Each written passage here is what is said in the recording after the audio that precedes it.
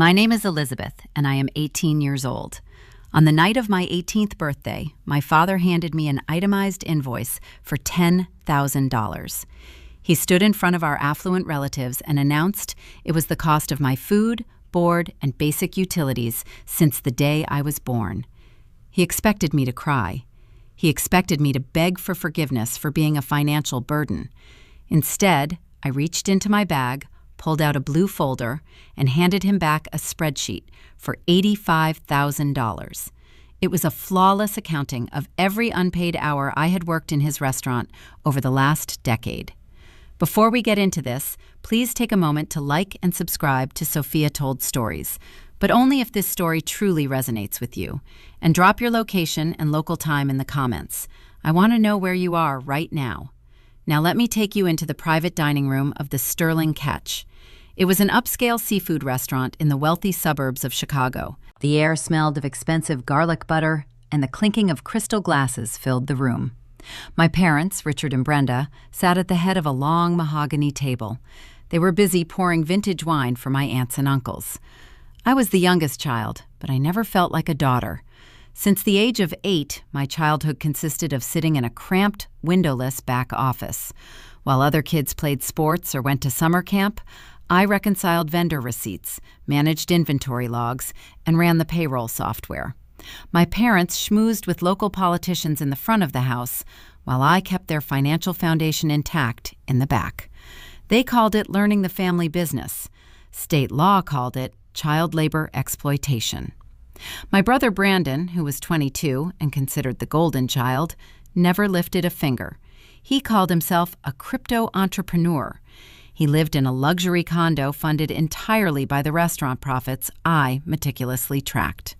The waiter cleared our dinner plates. There were no presents. There were no balloons. Richard cleared his throat and tapped his silver fork against his wineglass to command the attention of the room.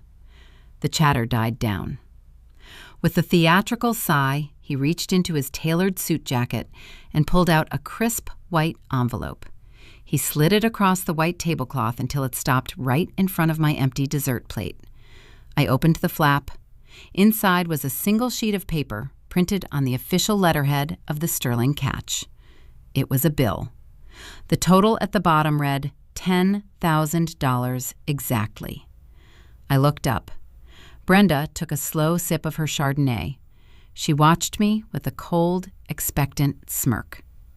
Richard crossed his arms and addressed the silent room. He declared that it was time for me to start earning my keep. He announced that the invoice covered a fraction of the sheer financial toll I had placed on them over the last 18 years. The relatives shifted uncomfortably in their seats, but no one spoke up to defend me. They just watched.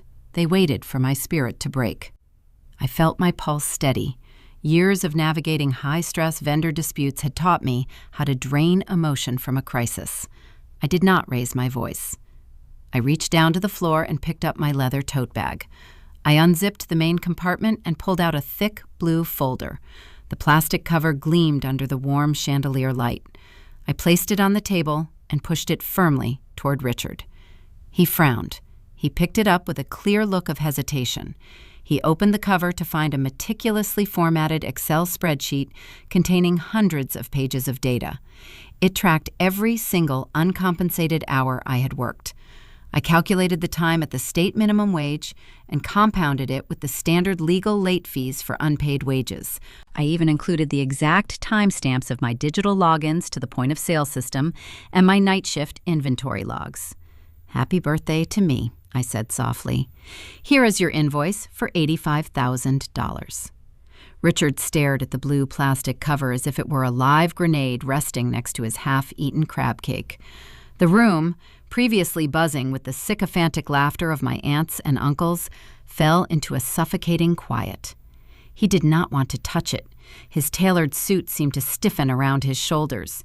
He let out a short, forced chuckle, looking around the polished dining table to signal to our audience that this was simply a teenage tantrum. He flipped the cover open.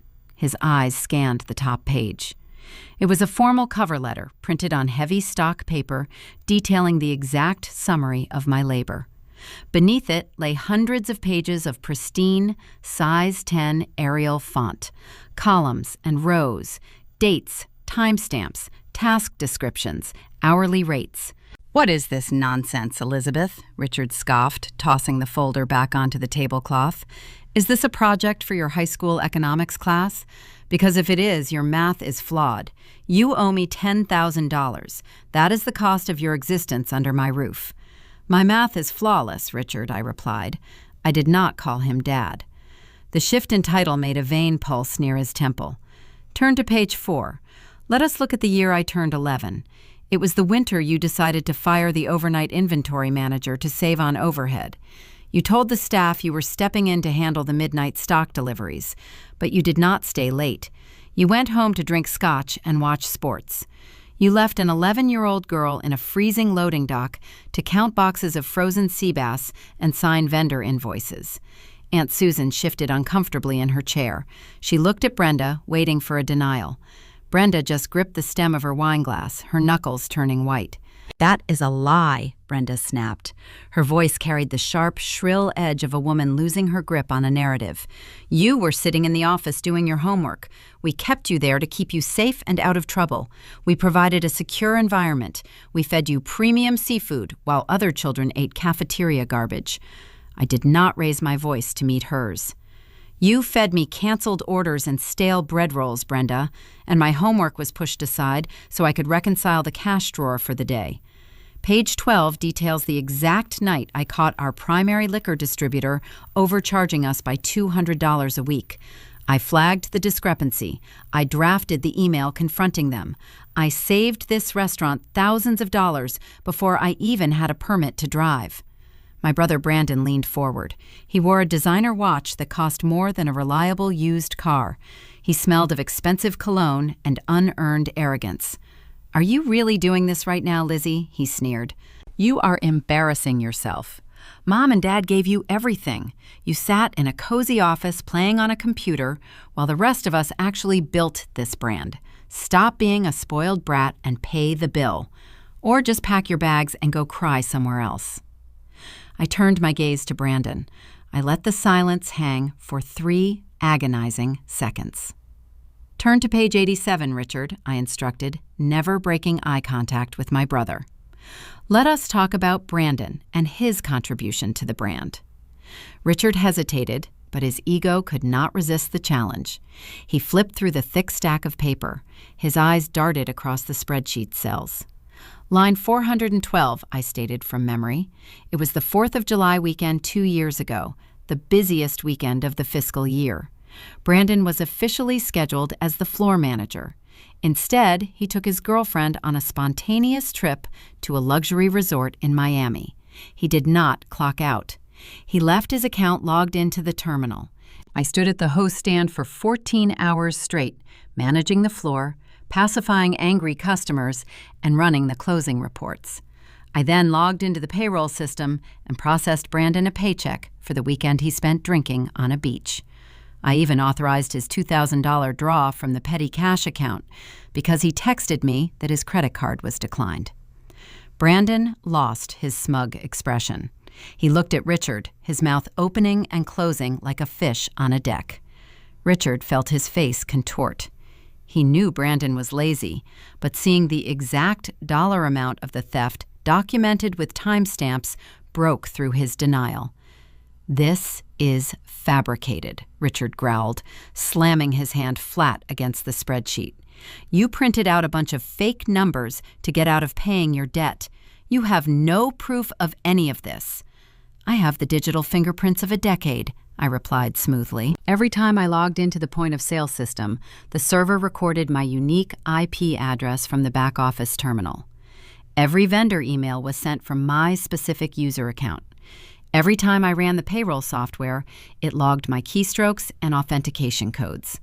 If I was just a child doing homework, Richard, why did I hold administrative privileges on enterprise accounting software? The room was dead silent. The truth was a heavy, suffocating blanket thrown over the dinner party. Our relatives, who had spent years praising Richard and Brenda for their incredible work ethic and successful business acumen, were suddenly staring at the real engine of the restaurant. They were staring at an 18-year-old girl in a plain dress who had quietly subsidized their luxurious lifestyle with her stolen youth. Richard stood up. The wooden legs of his chair scraped loudly against the polished hardwood floor. He was a man used to ruling by intimidation. He walked around the edge of the table, his physical presence designed to make me shrink. He stopped inches from my chair, leaning over me, his face twisted in rage. "You listen to me, you ungrateful little parasite," he hissed, his voice dropping to a menacing whisper. "I own this restaurant. I own the roof over your head. I own the clothes on your back. You do not hand me a bill. You do not disrespect your mother. You will take this piece of trash paper, you will throw it in the fire, and you will write me a check for $10,000. If you do not have it, you will wash dishes until you turn 30. I looked up at him. I did not flinch.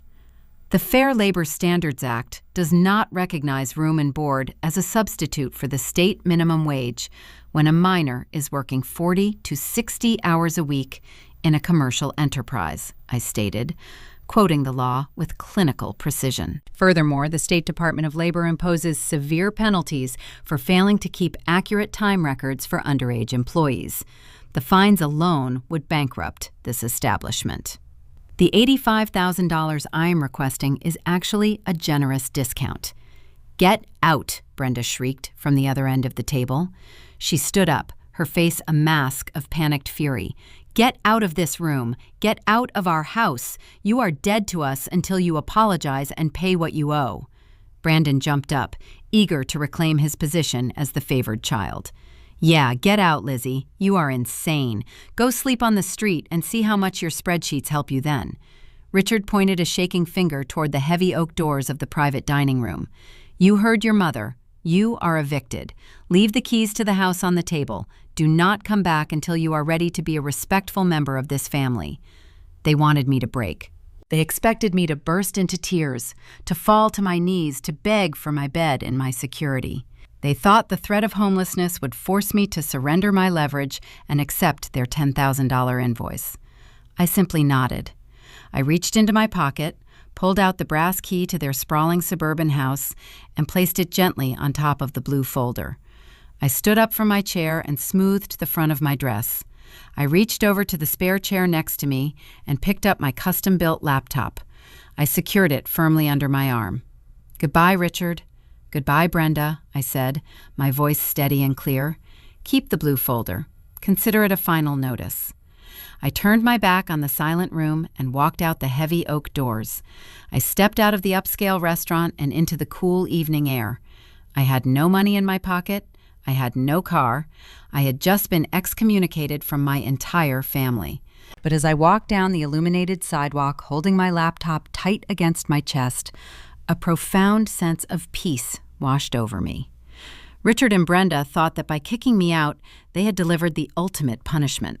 They thought they had stripped me of all my power and resources. What they failed to understand was that the building they were sitting in was merely a physical shell. The true heart of the Sterling Catch was not the kitchen, the imported seafood, or the wealthy clientele.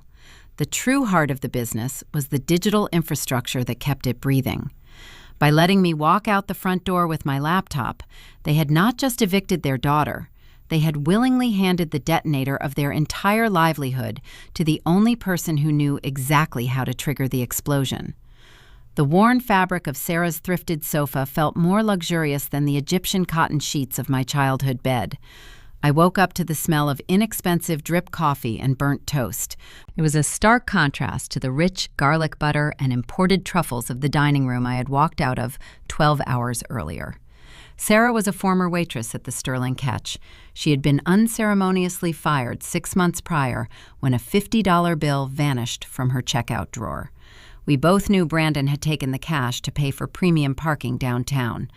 Richard preferred to sacrifice a loyal employee rather than hold his golden boy accountable.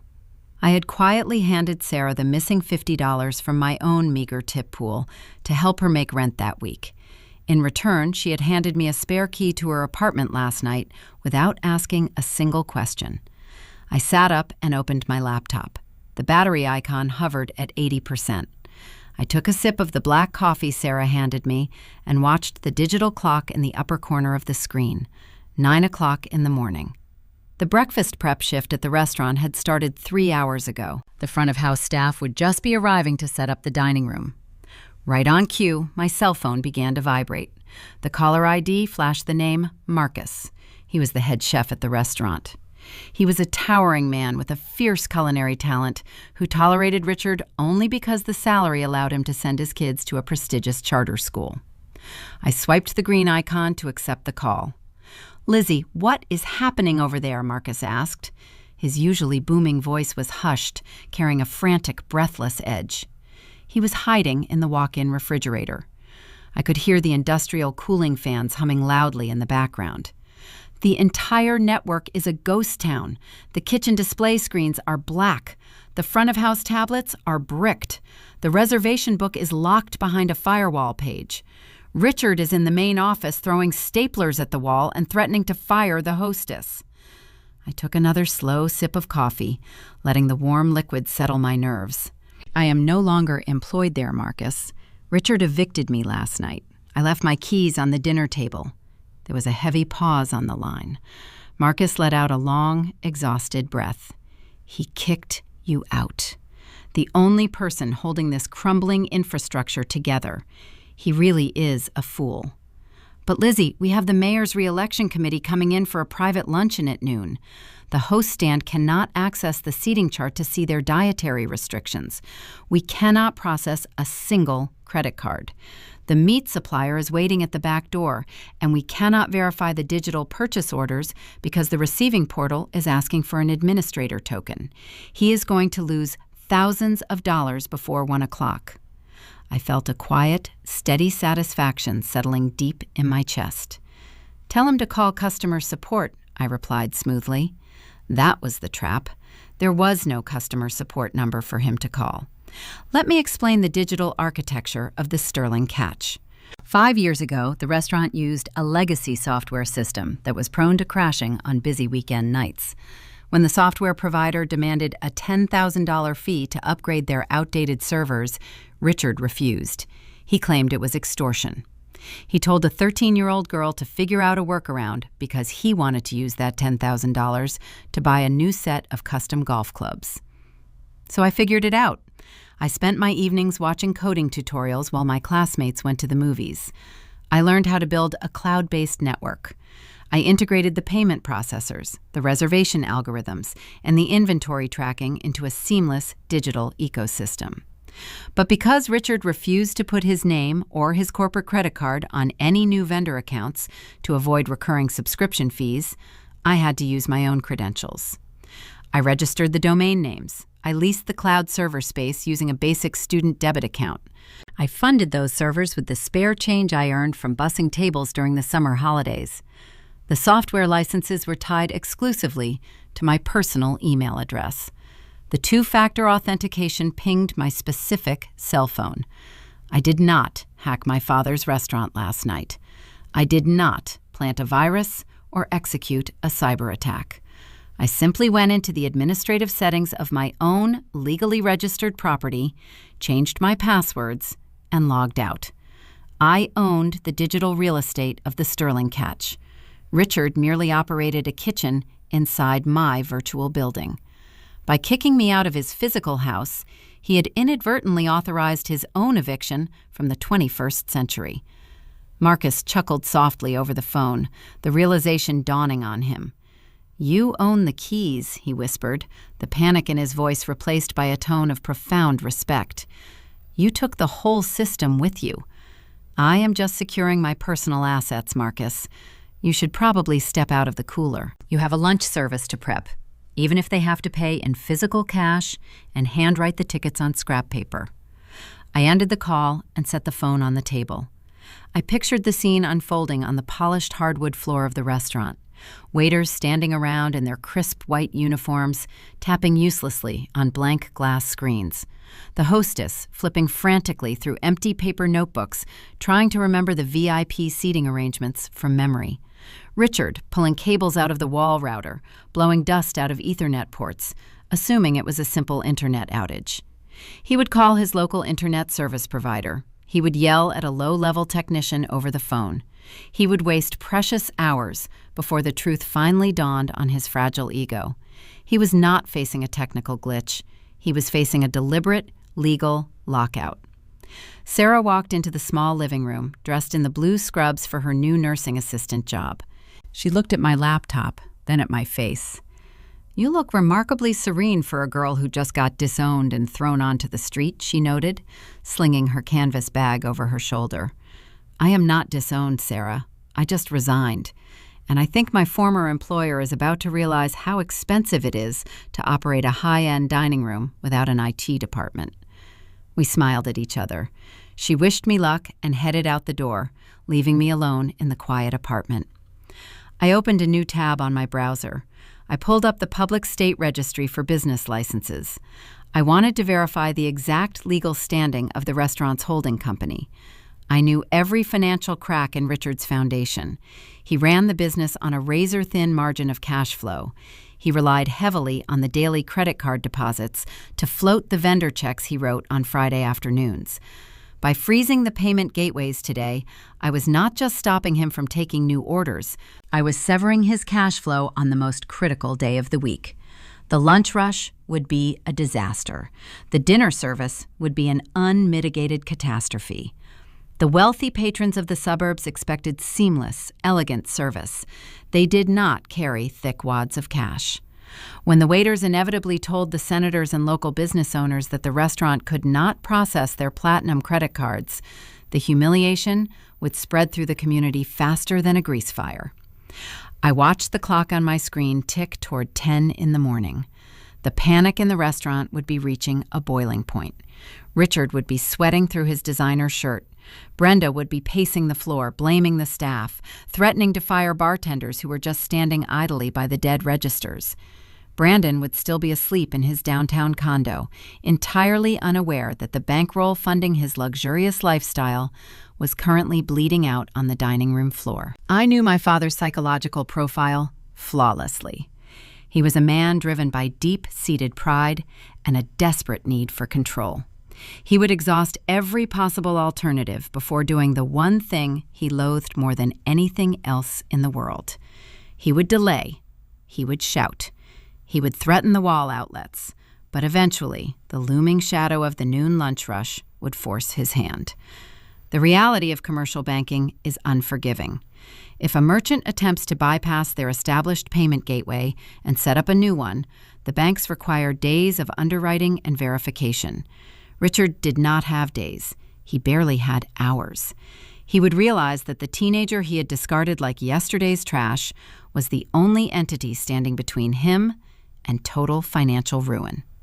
The $10,000 invoice he tried to drop on my plate was about to look like pennies compared to the revenue he was losing by the minute. The digital clock struck 10:30. The screen on my cell phone lit up, vibrating against the wooden coffee table. The caller ID flashed the name Richard. I did not answer immediately. I let it ring. I watched the screen glow, savoring the profound shift in our dynamic. For 10 years, I had jumped at his every command. I had rushed to fix his errors. I had sacrificed my youth to ensure his kingdom remained pristine. Those days were over. The girl who worked in the windowless office was gone. The woman sitting on the thrifted couch held all the leverage. I let the phone ring a second time, then a third. I reached out and swiped the green icon, bringing the phone to my ear. I prepared to listen to the sound of a king realizing his crown was made of paper. I swiped the green icon and brought the phone to my ear. The sounds of pure panic poured through the speaker. I could hear the clattering of silverware, the raised voices of confused patrons in the lobby, and the frantic clicking of a keyboard. Richard was breathing heavily, his inhalations sharp and ragged. "Give me the administrative passwords right now, you little thief," he roared. His voice echoed, indicating he had locked himself inside the main office. You are destroying the lunch rush. I have the mayor sitting at table 4, and the servers cannot even send a drink order to the bar. I am calling the police. I am having you arrested for cyber terrorism. I will see you in a jail cell before dinner." I rested my head against the back of the thrifted sofa. I let him vent his fury. I knew my father relied on intimidation to solve his problems. He had a long history of crushing small vendors and bullying service workers. Whenever a supplier demanded a late payment or a dishwasher asked for overtime, Richard would threaten them with legal action. He knew working-class people could not afford expensive attorneys, so he wielded his wealth like a weapon. He assumed his 18-year-old daughter would fold the moment he mentioned the police. "You cannot arrest the legal owner of a software license for logging out of her own account, Richard," I replied. My tone was entirely devoid of emotion. I kept my voice flat, maintaining the clinical detachment of a bank teller explaining an overdraft fee. "What are you talking about?" he snapped. "You hacked my restaurant." "I did not hack anything," I stated clearly.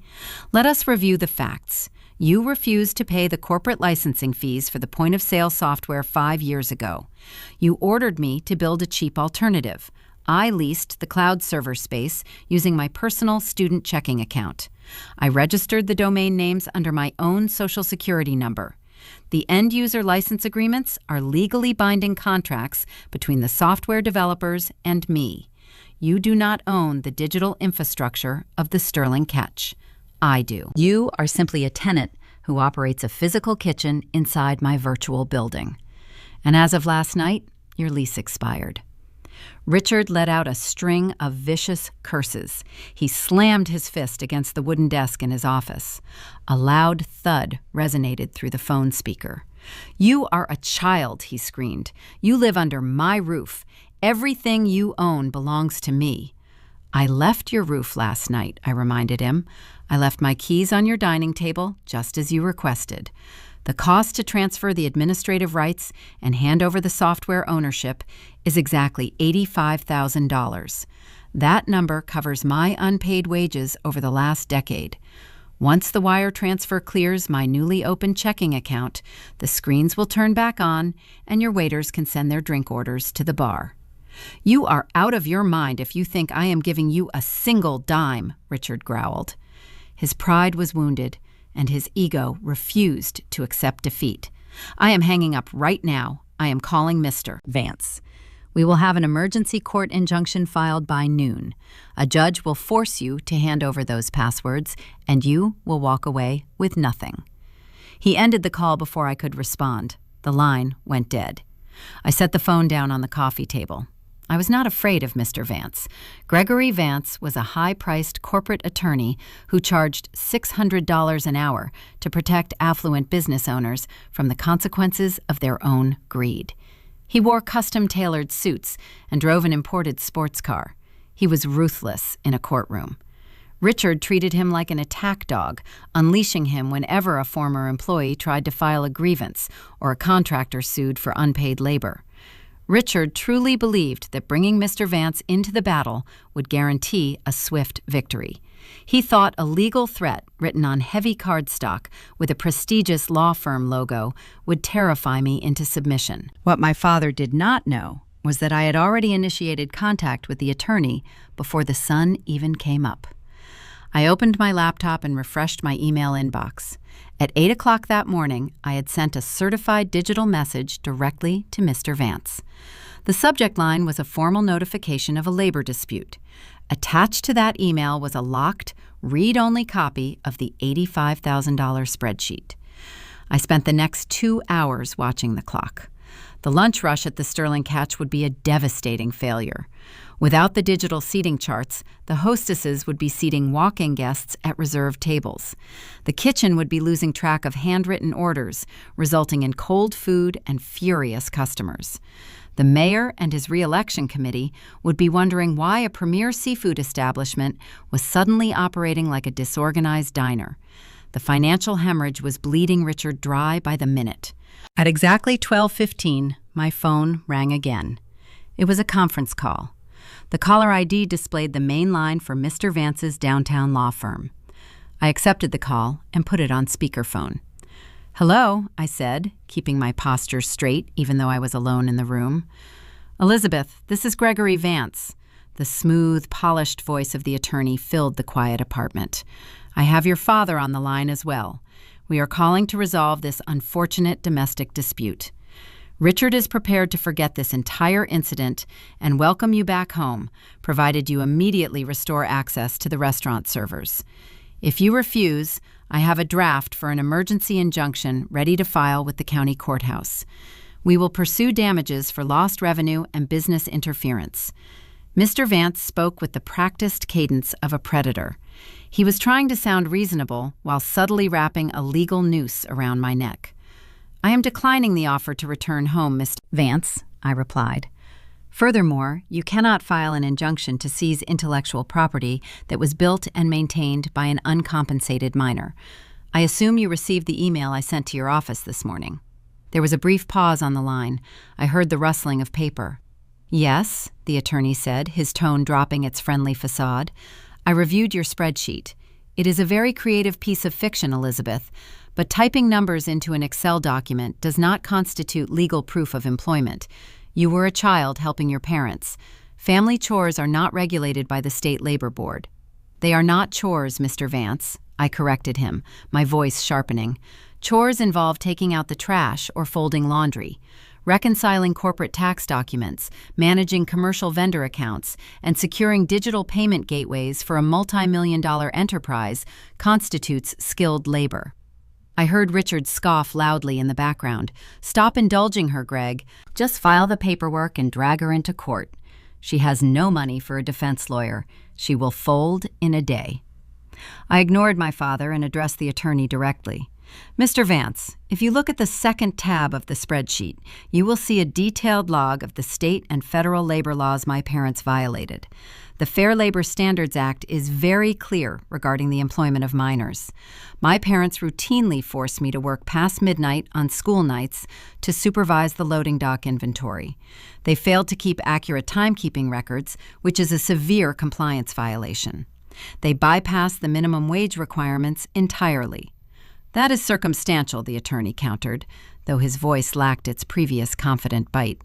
"You have no physical evidence to support those claims." "I have the digital access logs for the last 10 years, I stated. "I cross-referenced every hour on that spreadsheet with the server authentication records. Whenever I logged into the accounting software, the system recorded my unique IP address and timestamp.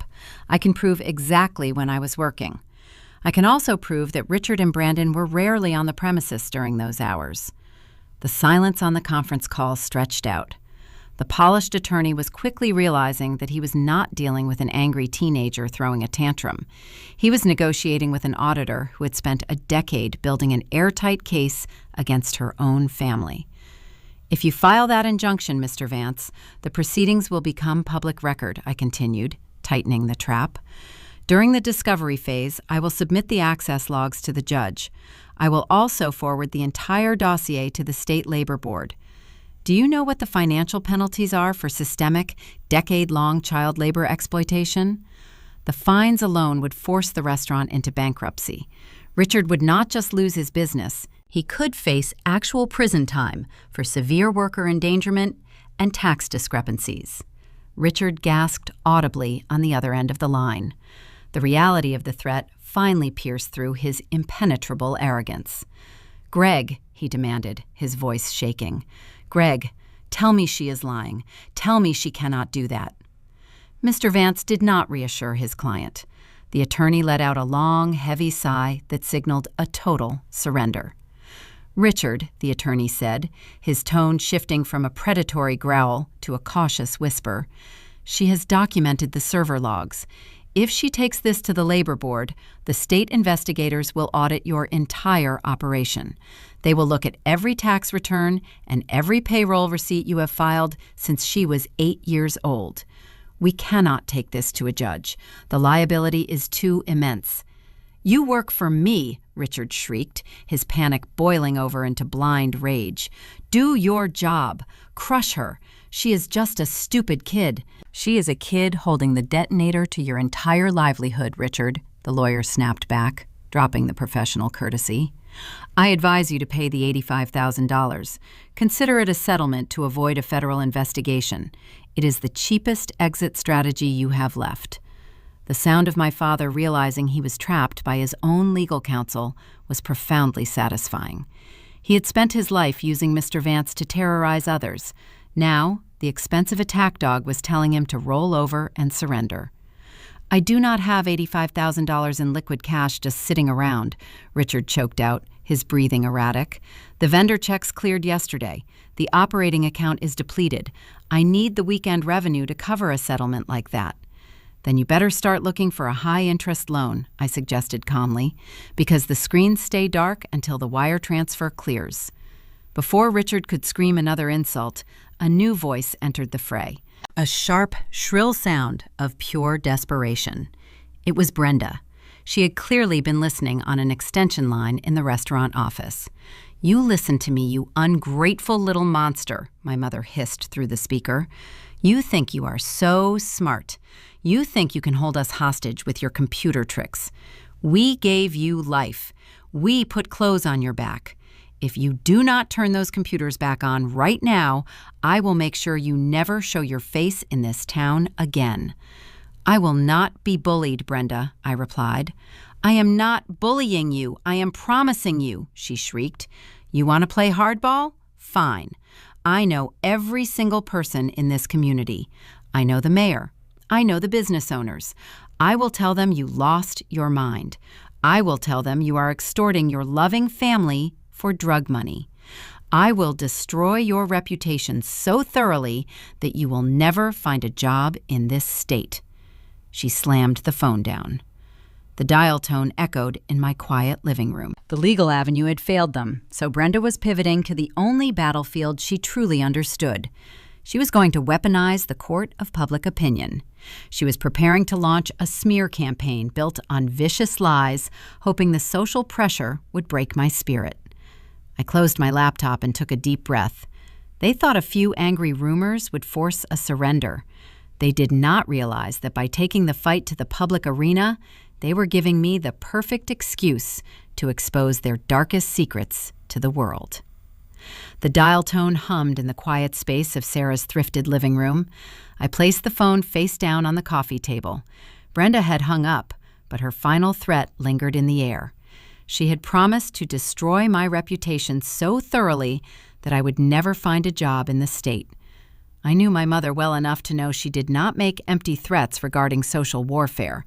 Brenda was a woman who dealt exclusively in the currency of public perception. For the past 10 years, she had meticulously curated her image in our affluent suburban community. She hosted the annual charity gala in the main dining room of the Sterling Catch.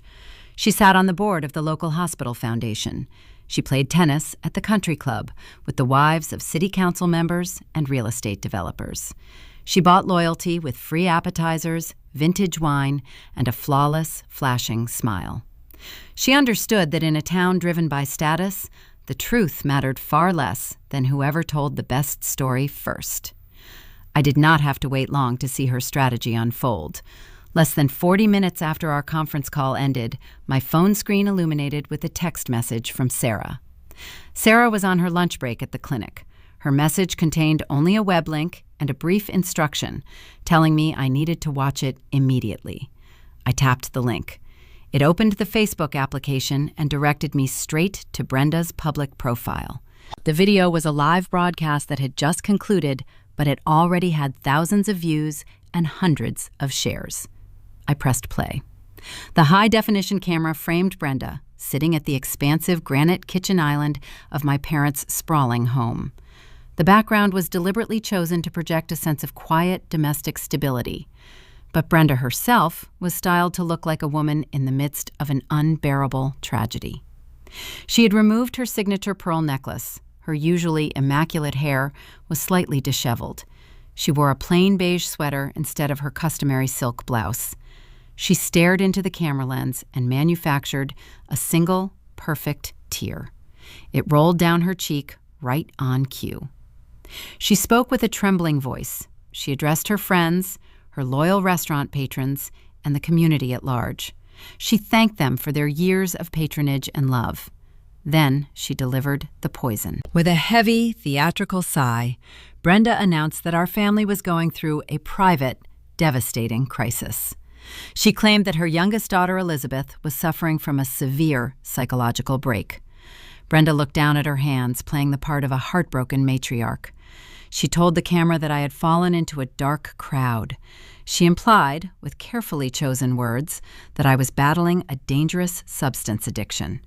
She spun a narrative that I had grown erratic and dangerous, forcing Richard to ask me to leave the house the night before to protect the family. But the lie did not stop there. Brenda escalated the fiction to explain the catastrophic failure currently happening at the Sterling Catch. She told her audience that in a fit of drug-induced rage, I had hacked the restaurant servers. She claimed I locked the business network and was demanding a ransom of $85,000 to fund my illicit habits. She wept openly, begging the community for their patience and prayers while they navigated this nightmare. I scrolled through the comments, scrolling rapidly beneath the video. The local elite were swallowing the narrative without a second thought. The mayor's wife typed paragraphs of sympathy. The head of the zoning board offered to send the local police chief to check on Brenda. High school teachers, neighbors, and regular customers flooded the feed with outrage directed entirely at me. They called me a tragedy. They called me a monster for attacking the loving parents who had supposedly given me everything. Before I could even process the sheer audacity of Brenda's performance, the second wave of the smear campaign hit. This one was far more targeted and far more lethal to my future. My brother Brandon recognized an opportunity to play the hero. He had a modest but highly active following on the TikTok platform, built mostly around his fake persona as a self-made crypto entrepreneur. He posted a video from the balcony of his luxury downtown condo. He wore a designer hoodie and spoke directly into his phone camera with a somber, serious expression. Brandon did not use tears. He used therapeutic buzzwords to mask his cruelty. He called me Lizzie, adopting the tone of a protective older brother who had exhausted all his options. He diagnosed me with toxic behavior and narcissistic delusions. He validated Brenda's story, telling his followers that he had tried to save me from myself for years, but I was too far gone. Then he directed his audience to take action. He told his followers that I was trying to launch a freelance bookkeeping and consulting business to fund my lifestyle. He linked directly to my professional LinkedIn profile and my newly published business website. He asked his fans to warn the public about my fraudulent nature. The digital barrage began almost instantly. The phone in my hand grew warm from the sheer volume of incoming notifications. The social media mob, armed with Brandon's link, descended upon my modest professional webpage. I had spent the last 3 months carefully building that site, hoping to secure remote accounting clients so I could eventually afford my own apartment. It was my only lifeline to financial independence. Within minutes, my 5-star rating plummeted to a 1. Dozens of fake reviews populated the screen. They called me a scammer. They labeled me a thief. They warned potential clients that I was a cyber criminal who would hold their financial data hostage. My professional reputation, the one thing I needed to survive outside of Richard's control, was being systematically dismantled by teenagers and strangers who wanted to feel righteous. My text messages were equally toxic. Aunt Susan sent a lengthy paragraph expressing her deep disgust. She asked how I could extort the father who put premium seafood on my plate. Uncle David texted me a single sentence telling me I was dead to the extended family.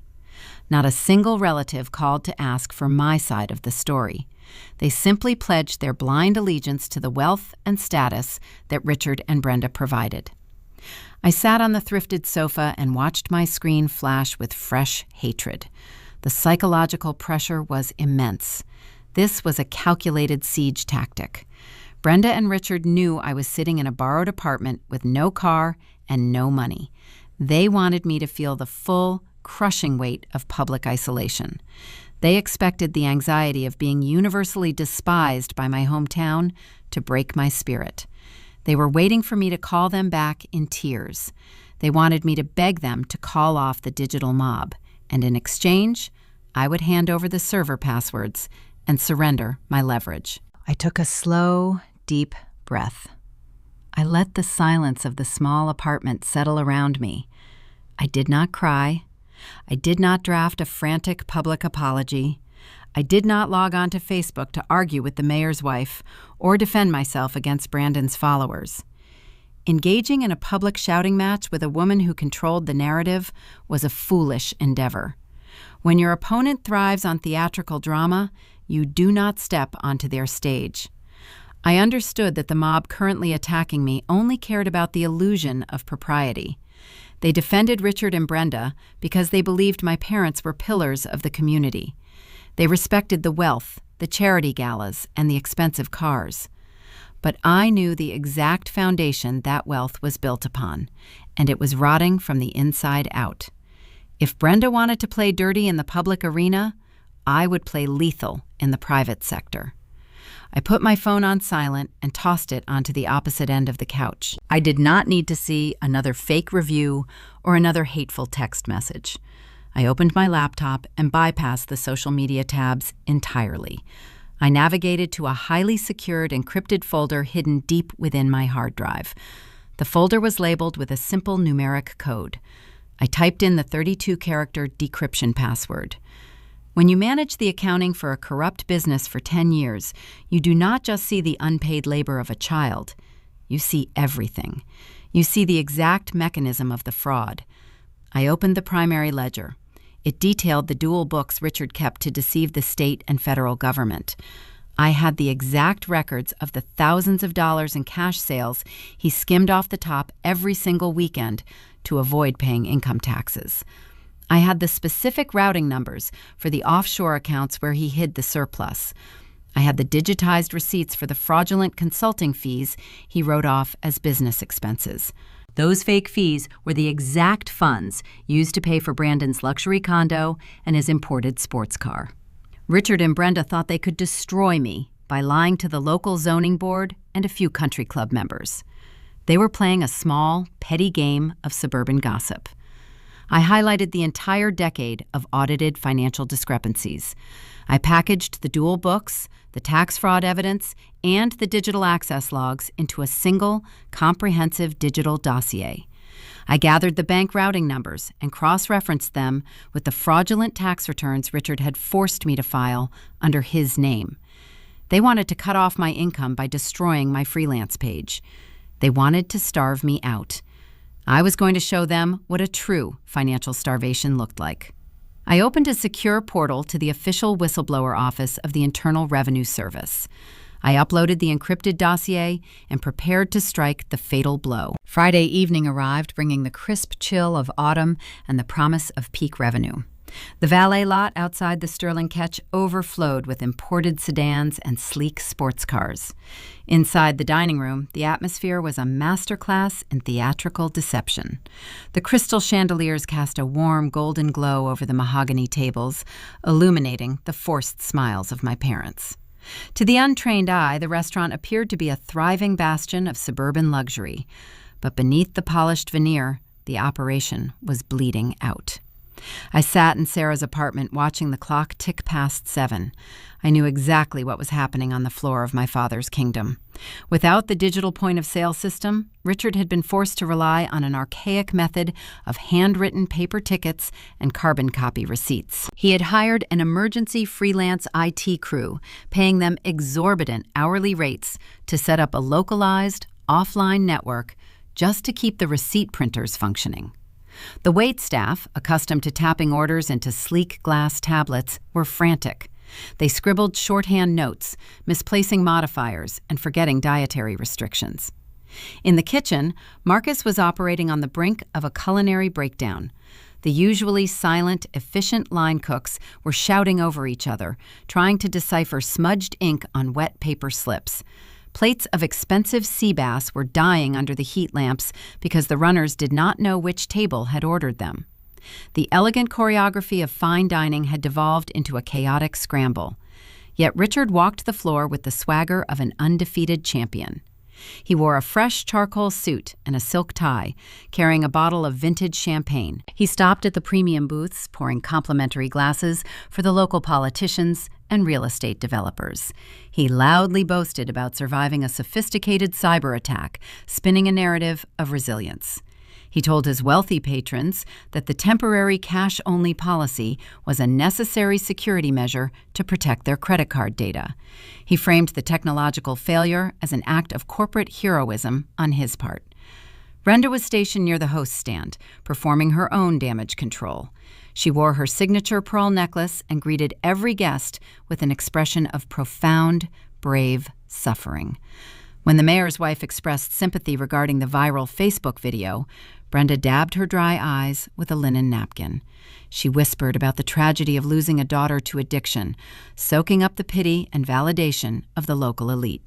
She felt invincible, believing her social status provided an impenetrable shield against any real consequences. They both assumed the worst was over. They thought they had successfully navigated my digital blockade by reverting to physical cash. In Richard's mind, a cash-only Friday night was a secret blessing. It meant thousands of untraceable dollars flowing directly into his leather ledger, bypassing the state tax authorities entirely. He thought he had outsmarted me. He did not realize that by operating a cash-heavy, undocumented dinner service, he was providing real-time, physical confirmation of the exact crimes detailed in the encrypted dossier I had submitted to the whistleblower office. At exactly 7:45, the rhythmic clinking of silver forks and the low hum of jazz music were interrupted by a distinct, heavy sound at the front entrance. It was not the gentle chime of affluent guests arriving for their reservations. It was the sharp, synchronized thud of tactical boots stepping onto the polished hardwood floor.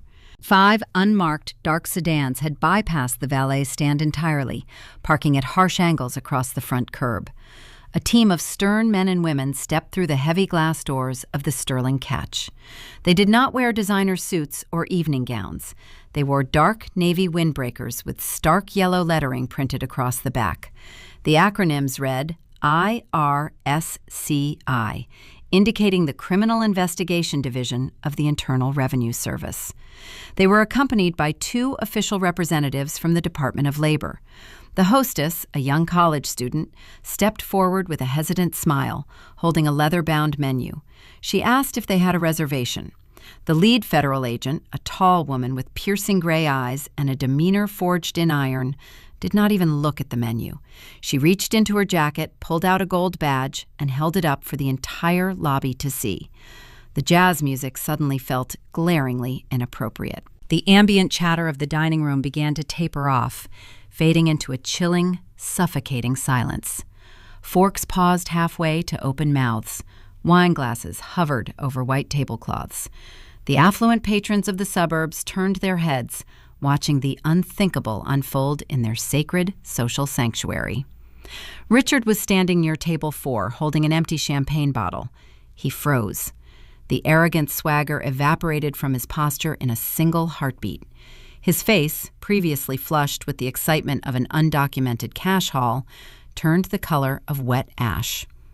The lead agent bypassed the host stand and walked directly toward my father. Her team fanned out with practiced, lethal efficiency. 2 agents headed straight down the main corridor toward the kitchen, flashing their credentials at a stunned Marcus before instructing the staff to step away from the prep stations. 3 other agents marched purposefully toward the locked door of the back office, carrying heavy-duty plastic storage bins and digital imaging equipment. Richard tried to speak, but his throat seemed to fail him. He swallowed hard, his Adam's apple bobbing nervously against his silk collar. "Officer," he stammered, his voice cracking, shedding every ounce of his curated authority, "there must be some kind of misunderstanding. We are in the middle of a very busy dinner service." The lead agent stopped 3 feet away from him. She pulled a folded legal document from her interior pocket and unrolled it. "Richard," she stated, her voice projecting clearly across the silent dining room, "I am executing a federal search and seizure warrant regarding systemic tax evasion, dual ledger accounting, and severe labor violations under the Fair Labor Standards Act. We are securing the premises." Brenda dropped the stack of linen napkins she was holding. They hit the floor with a soft, pathetic thud. She stared at the federal agents, her pristine social image shattering into a million unrecoverable pieces. The mayor's wife, sitting just a few feet away, covered her mouth in genuine horror, shrinking back into the leather upholstery of her booth. The very community Brenda had weaponized against me was now sitting in the front row watching her public execution. "You cannot do this right now," Richard pleaded, his hands trembling visibly. "Let me call my attorney. Gregory Vance represents this holding company. You need to speak with him before you touch anything." "Your attorney has no jurisdiction over a federal criminal warrant," the agent replied coldly. "You may call him, but you will do so from the lobby. My team is currently seizing all physical cash registers, the contents of the floor safe, and every digital hard drive on this property." The sound of a heavy drill echoed from the back corridor. The agents were dismantling the lock on the office door. They knew exactly where the safe was located. They knew exactly which filing cabinets held the secondary set of physical books. The digital dossier I had provided did not just outline the fraud. It served as a precise, turn-by-turn map of my father's criminal architecture. Richard stood paralyzed. He watched an agent emerge from the office carrying the very lockbox he used to skim cash tips from the waitstaff. He watched another agent haul out the primary server tower, severing the restaurant's final tether to its digital history. The physical evidence they were packing into those heavy plastic bins aligned perfectly with the timestamps and financial discrepancies I had documented since childhood. He looked around the dining room, seeking a sympathetic face. He found none. The wealthy patrons were hastily throwing cash onto their tables, eager to escape the suffocating embarrassment of a federal raid. They avoided eye contact, distancing themselves from the sinking ship. The elite social standing my parents had worshipped was vanishing like smoke in a hurricane. The federal raid delivered a fatal blow to the restaurant operations, but the seizure of the physical assets triggered a secondary, far more personal disaster. The emergency cash reserve hidden in the floor safe was gone. The untraceable weekend revenue was currently sitting in an evidence box. My older brother Brandon was relying on that exact reserve to fund his next credit card payment and the lease on his imported sports car. When the federal agents locked down the finances, they inadvertently cut off the oxygen to the golden child. The parasite was about to realize the host organism was dead. And a parasite facing starvation rarely reacts with loyalty. The local suburban blogs, usually dedicated to high school sports scores and charity bake sales, ignited with a different kind of headline by Saturday morning. The digital photographs spreading across social media were undeniable. They showed federal agents loading heavy plastic evidence bins into unmarked vehicles outside the polished stone facade of the Sterling Catch. The carefully curated social image my parents had worshipped for decades was shattered overnight. The community that had sent Brenda flowers just 24 hours earlier was now demanding answers about tax fraud and locked doors. In his luxury downtown condominium, my older brother woke up to a ringing phone. It was his girlfriend, demanding to know why her premium credit card, an authorized user account linked directly to his name, was declined at a high-end boutique. Brandon rubbed his eyes, dismissed the call, and opened his banking application. Red warning banners stretched across the top of the glowing screen. The holding accounts were frozen, pending a federal review. His breathing hitched. For 3 years, Brandon had cultivated the public persona of a brilliant crypto entrepreneur. He posted photos of designer watches, imported champagne, and spontaneous foreign vacations, crediting his genius investment strategies. In reality, his entire portfolio was a mirage. His lifestyle was funded by a direct, untraceable pipeline from Richard's dual accounting ledgers. He was a parasite living on the lifeblood of my unpaid labor. A parasite senses when the host organism is dying. Brandon knew the federal government would soon scrutinize every transfer, every wire, and every cash deposit. The lease for his sprawling condo was in Richard's name. The imported sports car in the garage was leased through the restaurant's corporate entity. He had nothing of his own. If he stayed in the city, he would inevitably be implicated in the sprawling tax fraud investigation. He needed to disappear to Los Angeles, where a friend had promised him a couch and a fresh start. But escaping across the country required untraceable physical currency. The IRS had seized the primary safes and the main office ledgers during their Friday night raid. However, Brandon knew a secret even the federal agents had missed. Richard was a man built on severe paranoia. He never kept all his illicit earnings in one basket. There was a tertiary stash, a small, fireproof lockbox buried beneath the loose floorboards in the secondary basement office. It was a damp, forgotten room primarily used for storing broken chairs and old holiday decorations. Brandon knew about it because he had once caught Richard stashing thick envelopes of $100 bills down there after a particularly lucrative Valentine's Day weekend. Midnight approached. The upscale suburban street was deserted. The Sterling Ketch sat in the dark, a hollow monument to a collapsed empire. Brandon parked his sports car 2 blocks away to avoid drawing attention. He bypassed the main entrances, using his master key to unlock the heavy steel door near the rear loading dock. The interior of the restaurant smelled of stale wine and impending ruin. He crept down the narrow staircase using the faint glow of his smartphone screen to navigate the shadows. He reached the basement office, pushing aside a stack of dusty cardboard boxes. He knelt on the cold concrete floor, prying up the loose wooden panel with a screwdriver he found on a nearby shelf. The heavy metal lockbox was still there, untouched by the federal search warrant. He entered the 4-digit combination. It was his own birth year, a silent testament to Richard's unwavering favoritism. The lid popped open. Inside lay thick, banded stacks of physical currency. It was the ultimate emergency fund.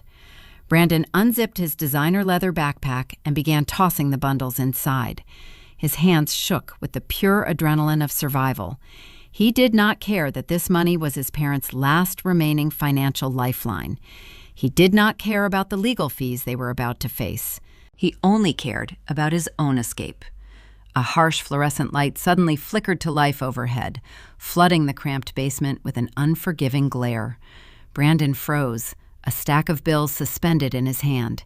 He slowly turned his head toward the entrance. Richard stood in the doorway. My father looked a decade older than he had the previous evening. His expensive suit was hopelessly wrinkled, his silk tie was gone, and his eyes carried the hollow, sunken look of a man who had watched his kingdom burn to ash. He had not gone home to face Brenda or the judging stares of the neighbors.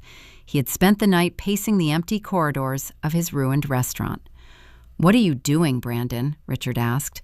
His voice was a hoarse, fragile whisper.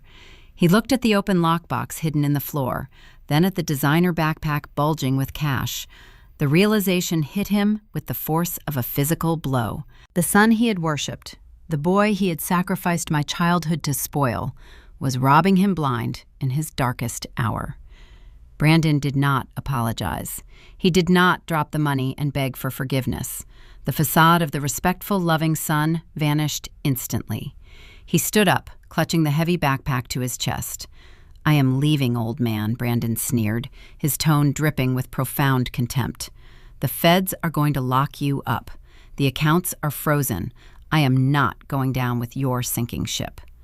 Richard took an unsteady step forward, holding his hands out as if trying to catch a falling glass. "That is our emergency fund," Richard pleaded, stripping away his usual arrogant armor. "Your mother and I need that for legal retainers. We have nothing else. You cannot just take it and run."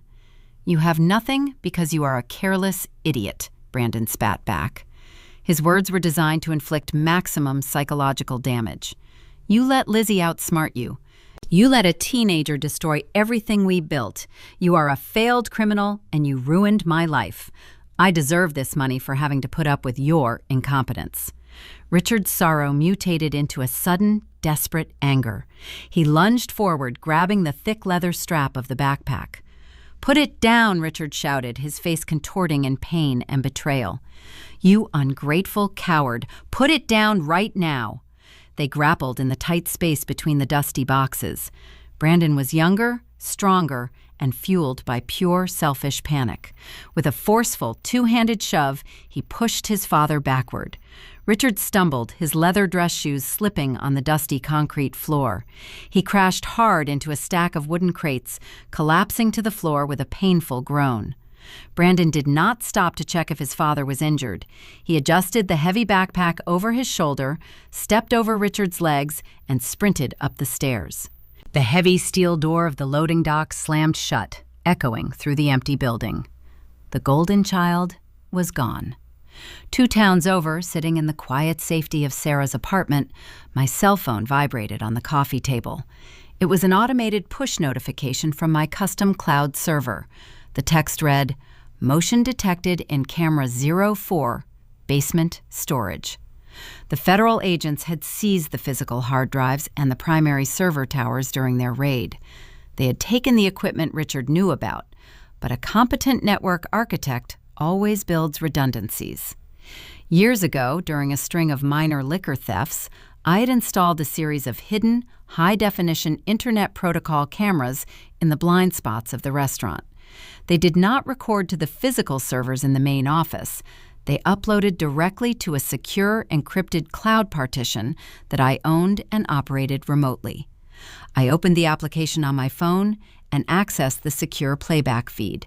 The crystal clear video buffered for a second before revealing the basement office. I sat in the dim light of the living room and watched the entire betrayal unfold in flawless resolution.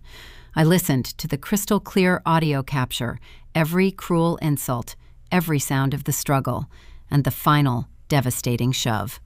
I watched my father pull himself up off the dusty concrete, holding his bruised shoulder, sobbing alone in the ruins of his own making. I dragged the digital slider back to the beginning of the incident and initiated a secure download of the video file to my local hard drive. My father had spent 18 years treating me like a burdensome employee while treating Brandon like royalty. In a matter of 3 minutes, the universe had corrected the narrative. Brandon had committed grand larceny and assault. Richard had witnessed his own profound failure as a parent. The legal battlefield had just shifted entirely in my favor. With this footage safely saved, I knew Richard and Brenda had run out of moves. They could no longer pretend they held the moral high ground. It was time for the final negotiation, and the price of my silence had just increased exponentially. The weekend dragged on with a slow, suffocating wait for my parents. By Monday morning, the crushing reality of their situation had firmly established itself in their lives.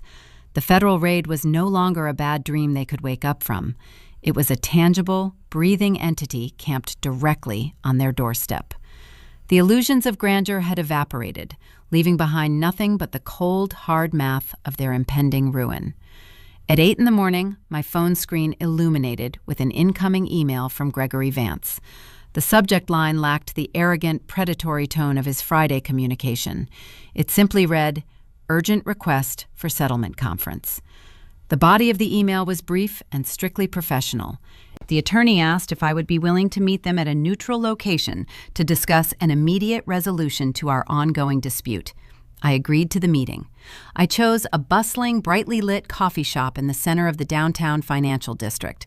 I specifically wanted a highly public arena. Narcissists thrive in private shadows, where they can twist reality without witnesses, raise their voices, and use physical intimidation to dominate a room. In a crowded cafe surrounded by young professionals drinking oat milk lattes and typing on laptops, Richard and Brenda would be forced to keep their voices low and their theatrical drama contained. I arrived 15 minutes early, secured a large corner booth near the front window, and ordered a black tea. At exactly 9 o'clock, the bell above the glass door chimed. I watched my parents walk in, flanked closely by their high-priced attorney. The physical transformation they had undergone in just 3 days was startling. On Friday, they had projected the image of untouchable suburban royalty. Today, they looked like hollow shells. Richard wore a beige trench coat over a rumpled button-down shirt. He had not shaved, and a rough patch of gray stubble covered his jawline. His shoulders slouched, carrying the invisible burden of looming federal indictments. Brenda clutched her designer handbag like a life preserver. Her pristine makeup could not hide the dark, exhausted circles under her eyes. The silk blouse she wore looked faded under the harsh fluorescent lights of the cafe. Mr. Vance spotted me and guided them toward the booth. Nobody offered a greeting. Nobody asked how I had slept on a borrowed thrift store sofa. They slid into the leather seats opposite me, moving with stiff, mechanical hesitation. The air above our table grew thick with unspoken tension, contrasting sharply with the upbeat indie pop music playing from the ceiling speakers. "Elizabeth," the lawyer began, keeping his voice carefully modulated to avoid drawing stares from the neighboring tables, "we are here to find a mutually beneficial off-ramp. The events of Friday evening have created a highly complex legal landscape for your father's holding company.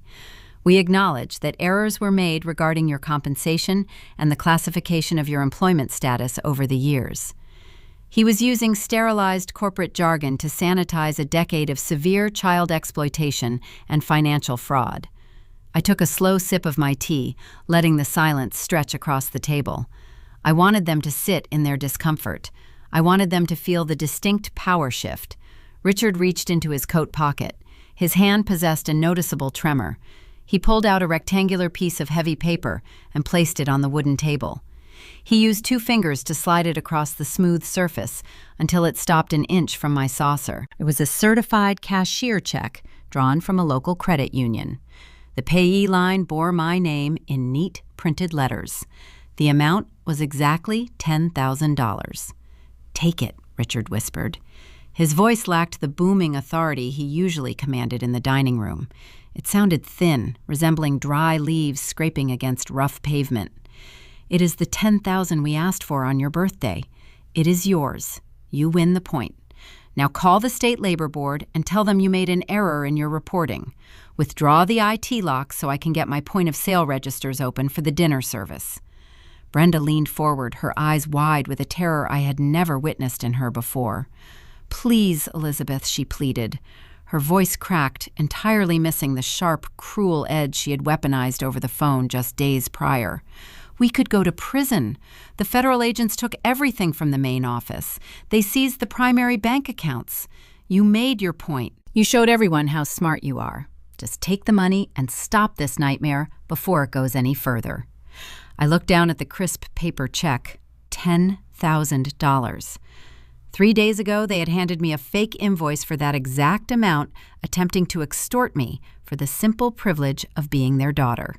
Now they were offering it as a desperate bribe to save their own skin.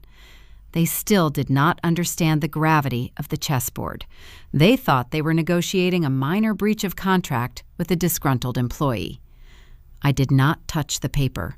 I kept my hands folded neatly in my lap, maintaining my posture. "The invoice I handed you on my birthday was for $85,000, Richard," I stated, my tone remaining even and clinical. "And that number was a generous discount based solely on unpaid minimum wage. It did not factor in emotional damages, punitive state fines, or the severe intellectual property theft you attempted to orchestrate when you tried to seize my digital network."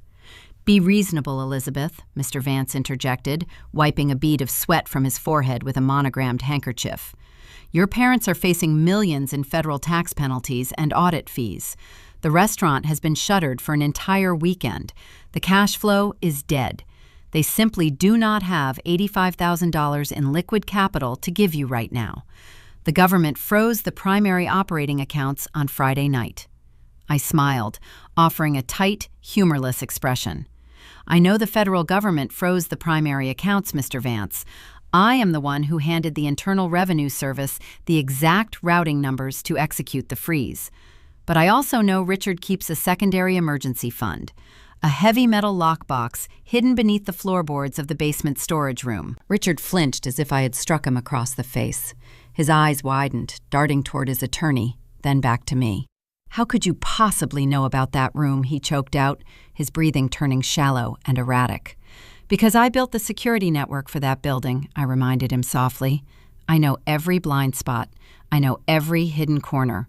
I also know that you cannot use that secret cash reserve to pay my settlement, Richard, because Brandon took it." Brenda gasped loudly, dropping her designer handbag onto the floor. It spilled open, scattering lipstick tubes and mints across the tile, but she did not bend down to retrieve it.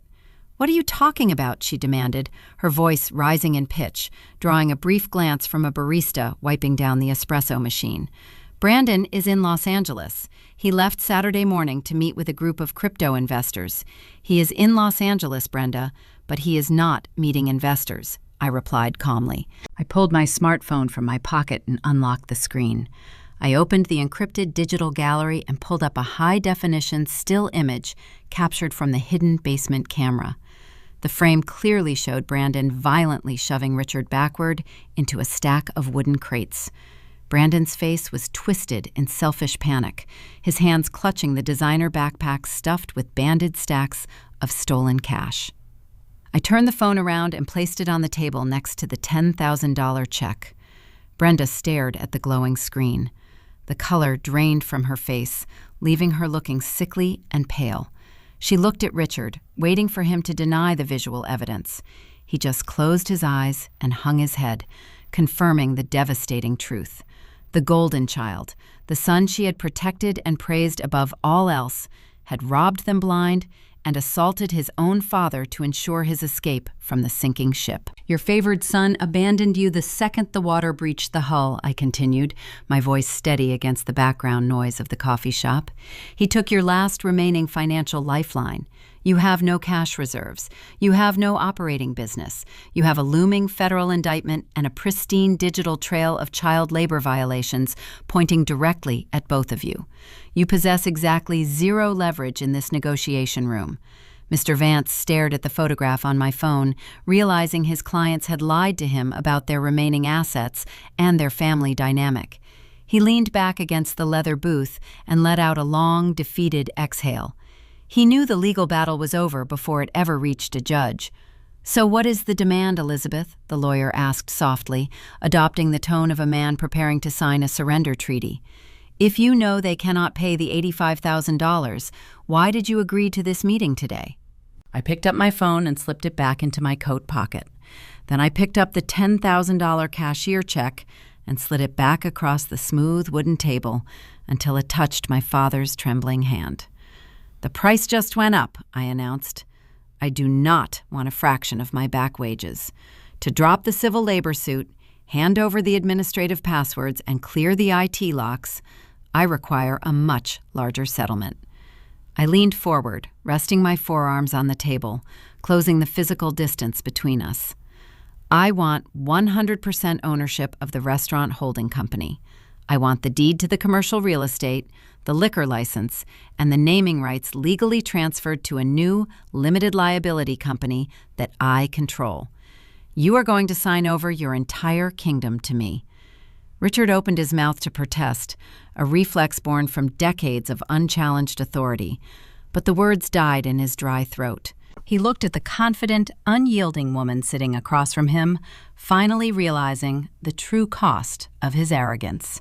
He had raised an auditor, and I had come to collect the ultimate debt. But before they could even process the magnitude of my demand, I knew I had one final piece of business to attend to. Brenda had launched a vicious smear campaign against my professional reputation over the weekend, utilizing her social network to brand me a monster. Richard might be broken financially, but Brenda still clung to her societal illusions. To ensure they signed those transfer documents without hesitation, I needed to dismantle the public jury she had so desperately tried to manipulate. I left the coffee shop and walked back to Sarah's apartment. The air was crisp. The adrenaline from the negotiations still hummed in my veins. Richard and Mr. Vance needed time to draft the legal transfer documents for the restaurant, but I could not afford to sit idle. Brenda had lit a fire in the public square. It was time to extinguish it using her own fuel. I sat at the small kitchen table and opened my laptop. I did not bother with studio lighting or a curated background. The thrifted sofa and plain white walls served as a stark contrast to Brenda's extravagant kitchen island. I logged into my social media accounts and initiated a live video broadcast. To ensure maximum visibility, I cross-posted the stream directly to the local suburban community pages. I tagged the country club groups, the local hospital foundation, and the specific high society friends Brenda had weaponized against me just a few days prior. The viewer count started small. A few dozen curious locals recognized my name from the viral smear campaign. I watched the digital numbers tick upward on the corner of my screen. 100, 300, 500. The comment section immediately filled with the same toxic venom I had endured all weekend. They demanded I apologize to my heartbroken mother. They accused me of funding illicit habits. I let the hate flow across the screen for 2 full minutes. I wanted the audience to gather. I wanted them to commit to their anger before I pulled the rug out from under them. Then I cleared my throat and looked directly into the camera lens. "My name is Elizabeth," I began, keeping my voice steady. I avoided the theatrical emotion Brenda had utilized. Over the weekend, my mother posted a video claiming I suffered a psychological break. She stated I hacked my family business to extort them for drug money. Today, I am going to show you the truth. I will not ask for your sympathy. I will simply provide the receipts. I utilized the screen sharing feature of the broadcasting software. My face moved to a small box in the corner, and the primary feed switched to my desktop. I opened the first document. It was the $85,000 invoice I had handed Richard on my 18th birthday. My parents did not kick me out of their house because of an addiction, I explained. I highlighted the line items with my cursor so the viewers could read the text. They evicted me because I presented them with a decade of unpaid labor logs. Since the age of 8, I have run the accounting, inventory, and payroll systems for the Sterling Catch. I worked 40 to 60-hour weeks while attending high school. When I requested my legal back pay at the state minimum wage, my father demanded I pay him $10,000 for the privilege of eating his food. When I refused, he made me homeless. The rapid scroll of angry comments began to slow down. The digital crowd was encountering a highly organized defense they did not expect. I pulled up the server authentication logs. I pointed out the exact timestamps that proved I was working past midnight on school nights. I showed them the specific emails I sent to vendors negotiating bulk seafood rates when I was just 14 years old. Next, I addressed the hacking allegation. I closed the spreadsheet and opened the legal domain registration documents. I displayed the cloud server lease agreements. They bore my name, my personal email address, and my student checking account details. I did not hack the Sterling Catch, I stated plainly. My father refused to pay for enterprise software 5 years ago. I built a custom network to keep his business afloat. I own the digital infrastructure. When he threw me onto the street, I simply logged out of my own legally registered property. You cannot hack a system you built and own. My parents are experiencing the consequences of refusing to pay their IT department. The viewer count surpassed 2,000. The local elite, the busybodies, and the regular restaurant patrons were glued to their screens. The tone of the comment section shifted. The accusations stopped. People started asking questions about the labor laws. Former waitstaff from the restaurant chimed in, typing paragraphs to confirm they always saw me hidden in the back office doing the bookkeeping while my brother did nothing. But I was not finished. The most damaging lie Brenda told was her portrayal of a loving, stable family unit destroyed by my alleged erratic behavior. I needed to shatter that illusion permanently. I needed to show the world the true nature of the golden child. I closed the ownership documents and opened the encrypted video file I had downloaded the previous night. My mother claimed she and my father were victims, I said, my tone turning ice cold. She claimed my older brother Brandon was a successful entrepreneur who tried to save me. Let us look at how the golden child truly operates when the cameras are turned off. I pressed play on the security footage. The high-definition video filled the broadcast screen. It showed the dark, dusty basement office of the restaurant. The audience watched Brandon prying open the floorboards. They watched him crack the safe and furiously stuff banded stacks of $100 bills into his designer backpack. Then Richard entered the frame.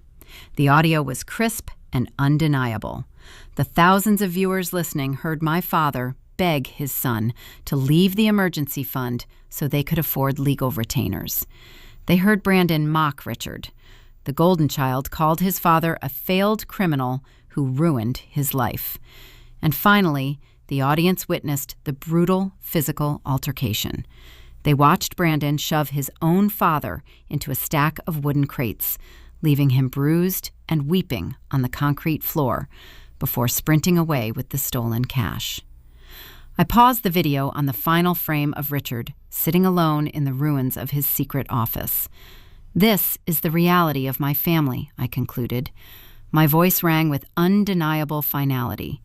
My brother is a thief who assaulted his father to fund his luxury car lease. My parents are currently under federal investigation for severe tax fraud. That is the real reason their restaurant was raided by federal agents on Friday night. They tried to destroy my reputation to distract you from their own impending criminal indictments. I will not be their scapegoat any longer. I ended the live broadcast. The screen went dark. I leaned back against the thrifted sofa and exhaled a long breath. I did not need to monitor the social media pages to know the outcome. The digital shockwave I had just unleashed would decimate whatever remained of Brenda's social standing. The country club wives who had offered her pity would now view her with intense disgust. The local politicians who had frequented the restaurant would immediately distance themselves to avoid being tied to a federal tax scandal and a viral family disgrace. Within 10 minutes, my phone began to buzz frantically. The local news blogs had ripped the security footage from my broadcast and were posting it across multiple platforms. The narrative flipped with terrifying speed. The internet mob that had harassed me all weekend redirected its fury entirely onto my parents and my brother. My professional consulting page, which had been bombarded with fake one-star reviews, experienced an incredible reversal. Strangers and local business owners began leaving 5-star reviews. They praised my accounting skills, my software development, and my professional composure under fire. Several messages landed in my inbox offering me lucrative freelance contracts. They were impressed by the airtight digital architecture I had built for the restaurant. Brenda had tried to ensure I would never find a job in this state. Instead, she had accidentally provided me with the greatest marketing campaign of my young career. The public execution was finished. Brenda was socially ruined. Richard was publicly exposed as a broken, incompetent man. They had nothing left to protect. They would sign the transfer documents for the LLC without a fight because they had no leverage and no reputation to salvage. But as I watched the supportive comments roll in, I knew the universe was not quite done balancing the scales. The public humiliation and the loss of the business were significant victories. The true consequences of their decade of greed, however, were still unfolding in the background. The Internal Revenue Service does not care about Facebook videos or social standing. They only care about the numbers. Based on the dossier I had submitted, the federal government was about to initiate a phase of collection that would make the loss of the restaurant look like a minor inconvenience. My parents were about to discover what happens when the people who enforce the law decide to freeze your entire existence. The digital execution I orchestrated online was swift and devastating to their social standing. However, the federal government operates on a different frequency. The Internal Revenue Service does not care about viral videos, suburban gossip, or public apologies. They deal strictly in mathematics and irrefutable documentation. Once I handed the whistleblower office the decryption key to my father's dual ledgers, the bureaucratic machinery activated with terrifying efficiency. By Tuesday morning, the true cost of their decade of greed manifested in the most mundane places. Brenda craved the comfort of her affluent routine. She wanted to pretend the world had not shifted beneath her feet. She put on oversized designer sunglasses to hide her swollen eyes and drove her leased luxury SUV to the premium organic grocery store on the edge of town. For years, she had strolled through those aisles, judging the contents of other carts, viewing her ability to purchase $30 jars of imported honey as a measure of her human worth. She filled her woven basket with comforting, expensive items. artisanal cheeses, organic berries, a fresh bouquet of eucalyptus, and a bottle of high-end sparkling water. It was a desperate psychological attempt to feel normal. She approached the checkout lane, offering the cashier her usual tight, practiced smile. The register displayed a total of $214. Brenda reached into her leather wallet and retrieved her heavy platinum debit card. She inserted the chip into the terminal. The machine processed the request for 3 seconds before emitting a sharp, discordant beep. The screen flashed a bright red error message. Transaction declined. Brenda chuckled nervously, blaming a simple bank error.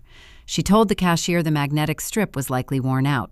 She pulled out a secondary gold credit card and tapped it against the glass reader. The machine beeped again. Another decline. A line of impatient shoppers began to form behind her. A woman in a yoga outfit recognized Brenda from the viral broadcast and nudged her companion, whispering behind a manicured hand. Brenda felt the heat rise in her cheeks. She produced a third card, a dedicated line of credit specifically for household expenses. The terminal rejected it instantly. The cashier looked at her with a mixture of professional pity and growing annoyance. The screen indicated a hard freeze on all associated accounts. "I am sorry, ma'am," the cashier said loudly, ensuring the entire line could hear the verdict. "Your financial institution is blocking all authorizations. Do you have physical cash?" Brenda did not have cash. The emergency reserve was gone, stolen by the very son she had worshipped. She stood paralyzed under the harsh fluorescent lights of the grocery store, experiencing the profound humiliation of a wealthy woman unable to pay for her own food. She muttered an incoherent excuse, abandoned her carefully curated basket on the conveyor belt, and practically ran out the sliding glass doors. The walk across the asphalt parking lot to her vehicle was a walk of pure, unadulterated shame. While Brenda was facing public humiliation over artisanal cheese, Richard was experiencing a far more severe reality check in the sterile kitchen of their sprawling home. He sat at the granite island, clutching his cell phone, listening to the hold music of his primary commercial bank. He had spent the morning trying to transfer funds from a secondary savings account to cover the impending legal retainers Mr. Vance required. The hold music stopped. A customer service representative with a flat Midwestern accent answered the line. Richard demanded to know why his online portals were locked. He used his booming, authoritative voice, the same tone he used to terrify teenage dishwashers and local seafood vendors. He threatened to move his millions to a competitor if the glitch was not fixed within the hour. The representative did not flinch. "Sir, there is no technical glitch," the voice replied with cold, bureaucratic precision. "We received a direct mandate from the federal government this morning. A sweeping asset freeze has been placed on every personal and business account linked to your Social Security number and your corporate tax identification. We cannot authorize any withdrawals, transfers, or deposits. You will need to contact the assigned federal investigator to resolve this hold." Richard dropped the phone onto the granite counter. The screen cracked upon impact, but he did not notice. The reality of a federal freeze is staggering. It does not just mean you cannot buy groceries. It means the automatic payments that sustain a luxurious lifestyle immediately bounce. The utility bills, the premium insurance premiums, the country club dues, all of them hit an impenetrable digital wall. A loud, rumbling mechanical noise interrupted his panic. Richard looked out the large bay window facing the street. 2 heavy-duty tow trucks were idling in his pristine, manicured driveway. Men wearing high-visibility vests and thick work gloves were unfurling thick steel chains. They were attaching the hooks directly to the undercarriage of his imported luxury sedan and Brenda's premium SUV. Richard sprinted out the front door, the cool autumn air hitting his face. He shouted at the workers, waving his arms, demanding they unhand his property. He assumed they were making a profound administrative error. He puffed out his chest, attempting to use his physical presence to intimidate the repo men. The lead driver, a burly man chewing a toothpick, calmly reached into his cab and retrieved a metal clipboard. He did not care about Richard's tailored clothes or his former status as a prominent business owner. The driver dealt with bankrupt millionaires every day. "Your leasing company issued the recovery order at 9 o'clock this morning, buddy," the driver stated, tapping a thick finger against the printed paperwork. The corporate accounts that automatically pay the leases on these vehicles were flagged for federal seizure. The dealership is reclaiming their property to avoid losing the assets to the government. "We have the legal titles right here. Step back from the vehicles." Richard watched in helpless silence as the hydraulic lifts engaged.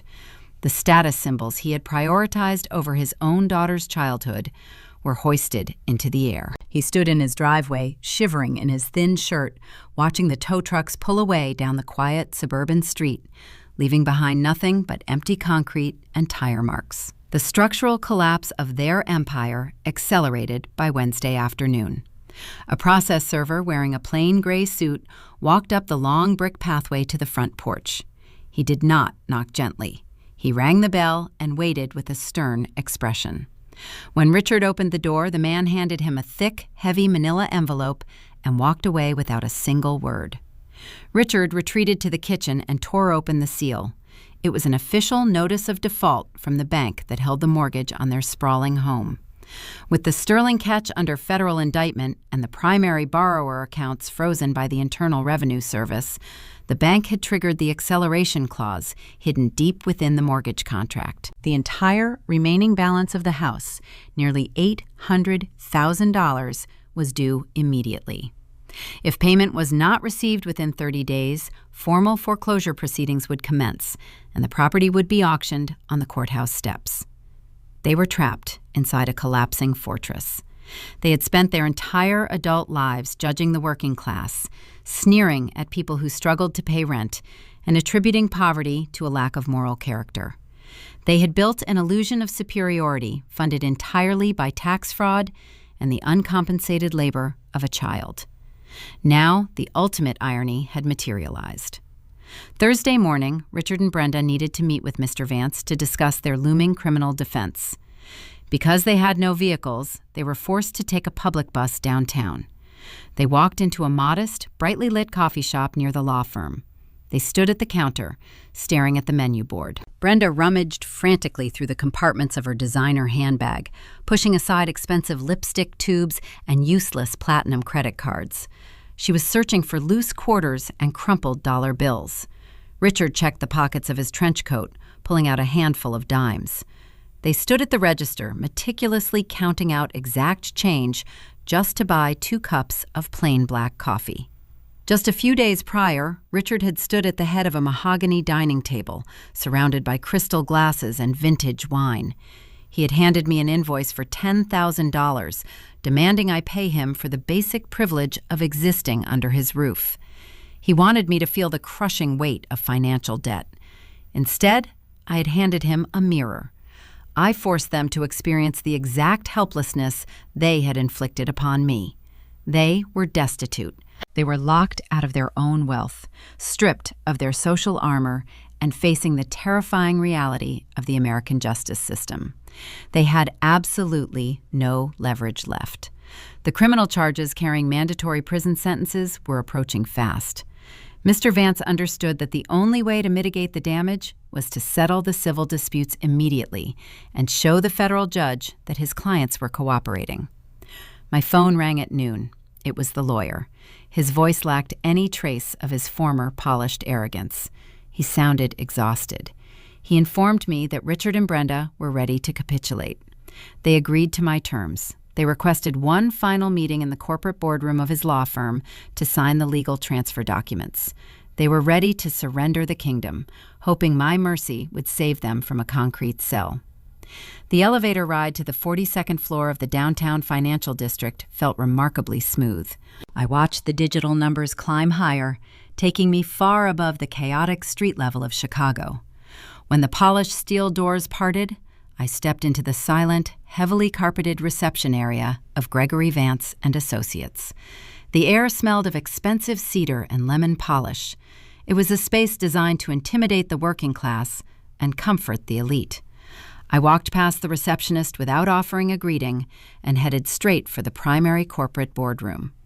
I knew the layout of this office intimately. When I was 14 years old, Richard used to bring me here on Friday afternoons. He would make me sit in a hard wooden chair in the corner while he and Mr. Vance drafted legally dubious vendor contracts, using my intimate knowledge of the accounting software to find loopholes in their supplier agreements. I was nothing but a silent calculator to them back then. Today, I was taking the head seat at the table. I pushed open the heavy mahogany doors. The boardroom was vast, featuring floor-to-ceiling windows that offered a commanding view of the city skyline. Mr. Vance sat near the center of the long, polished table. He looked up from his leather portfolio as I entered. He did not offer his usual predatory smile. He simply nodded, gesturing toward the empty leather chairs opposite him. A few minutes later, the heavy doors opened again. Richard and Brenda walked in. The transformation was startling. They had always utilized this law firm as their personal fortress, a place where their wealth shielded them from consequences. Now, they entered the room like prisoners walking toward the executioner. Richard wore the same rumpled trench coat from the coffee shop. The gray stubble on his jaw was thicker, and his eyes carried a hollow, haunted emptiness. Brenda looked incredibly fragile. Her signature pearl necklace was missing. The designer handbag she clutched seemed too heavy for her thin frame. They moved with a slow, mechanical hesitation, pulling out their chairs and sitting down without making eye contact with me. "We are all present," Mr. Vance announced, his voice lacking its customary booming resonance. He folded his hands atop his legal pad. "Let us bypass the pleasantries and review the stark reality of your situation, Richard." I spent the last 48 hours negotiating with the federal prosecutors at the Internal Revenue Service and the state representatives from the Department of Labor. Richard kept his gaze fixed on the polished wood of the table. Brenda pressed a crumpled tissue to her mouth, her breathing shallow and rapid. "The federal investigators have a pristine, turn-by-turn map of your dual accounting ledgers," the attorney continued, delivering the fatal blow with surgical precision. "They possess the digital timestamps, the offshore routing numbers, and physical confirmation from the cash registers they seized.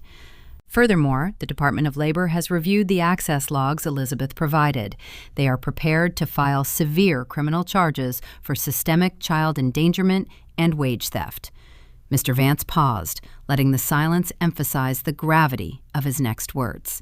"The mandatory minimum sentencing guidelines for these combined offenses span well over a decade in federal prison." Brenda let out a soft, broken whimper. She reached out and grasped Richard by the forearm, her manicured nails digging into his sleeve. Richard did not comfort her. He remained entirely rigid, staring into the abyss of his own making. "However," Mr. Vance said, shifting his gaze toward me, "the prosecutors have offered a very narrow window for leniency. They recognize that a lengthy trial will drain state resources.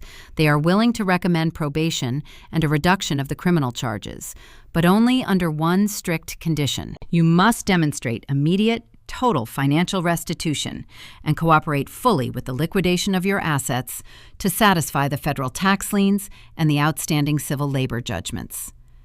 Richard finally looked up. His eyes were bloodshot. "I have nothing left to liquidate, Greg," he rasped. "The primary accounts are frozen. The house is entering foreclosure. Brandon took the emergency cash from the basement. The federal government seized the rest. I cannot write a check to the IRS or to her. That is why Elizabeth is sitting across from you today," Mr. Vance explained. "She is not here to collect a check. She is here to collect the physical equity." I reached into my leather tote bag and pulled out a thick stack of legal documents.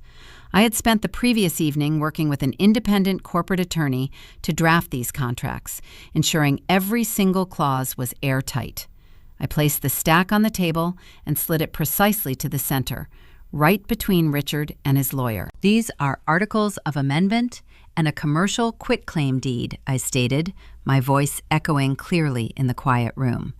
"Because you lack the liquid capital to pay the $85,000 in stolen wages, and because your corporate holding company currently owes millions in federal penalties, your business is functionally bankrupt. I have registered a new limited liability company under my name. My new company will assume the physical distressed assets of your restaurant." Richard stared at the thick stack of paper. "What does that mean?" he whispered, though he already knew the answer. It means you are signing over everything, I replied without hesitation. You are transferring 100% of the voting shares of the Sterling Catch to me. You are signing over the commercial real estate deed for the building and the land it sits on. You are transferring the state liquor license, the health department permits, the commercial kitchen equipment, and the trademarked brand name. You will forfeit all intellectual property and physical assets to settle your debt to me. In exchange, my new entity will absorb the federal tax liens attached to the property, which satisfies the prosecutor demand for immediate restitution. Brenda shook her head frantically. "No," she cried out, her voice echoing off the glass windows. "Richard, you cannot do this. That restaurant is our legacy. We built that place from the ground up. It is our entire life. You cannot just give it to her." I turned my gaze toward my mother. "You did not build anything, Brenda," I corrected her, keeping my tone devoid of emotion. "You hosted parties and drank expensive wine while a child managed your supply chain and payroll in a windowless office. Your legacy is built on unpaid labor and tax fraud. If you does not sign those papers today, the federal government will seize the building by the end of the month anyway, and you will both serve a decade in a concrete cell." Mr. Vance leaned toward his client. "She is right, Richard," the lawyer murmured, offering the final, devastating piece of legal counsel. "This is the only off-ramp. You surrender the business, or you surrender your freedom. There is no third option." The silence that followed was profound. The air conditioning hummed softly in the background. The rhythmic ticking of the antique grandfather clock in the corner of the boardroom marked the final seconds of Richard Rain. He had spent his entire life dominating others, using his wealth to crush small vendors and terrify his employees. He believed he was an untouchable king residing in a suburban castle. Now, stripped of his luxury cars, locked out of his bank accounts, and abandoned by his favored son, he was reduced to a broken man sitting in a borrowed chair. Richard reached out with a trembling hand. He picked up the heavy Mont Blanc pen resting beside the legal pad. He pulled the stack of contracts toward him. He did not read the intricate clauses or the legal jargon. He knew the war was over. He flipped to the last page of the quitclaim deed. The scratch of the metal pen tip against the heavy paper sounded incredibly loud in the silent room. He signed his name on the line. He turned to the articles of amendment and signed again. He flipped through document after document, transferring the liquor license, the commercial property rights, and the trademark. With every stroke of the pen, he dismantled the empire he had weaponized against me. Brenda watched him sign, tears streaming silently down her pale cheeks. She covered her face with her hands, unable to witness the final evaporation of her high society illusion. Richard placed the pen down. He pushed the signed documents back across the mahogany table. He did not look at me. He stared blankly at his own empty hands. Just a week ago, he had stood at the head of a private dining room surrounded by affluent relatives, expecting to humiliate me.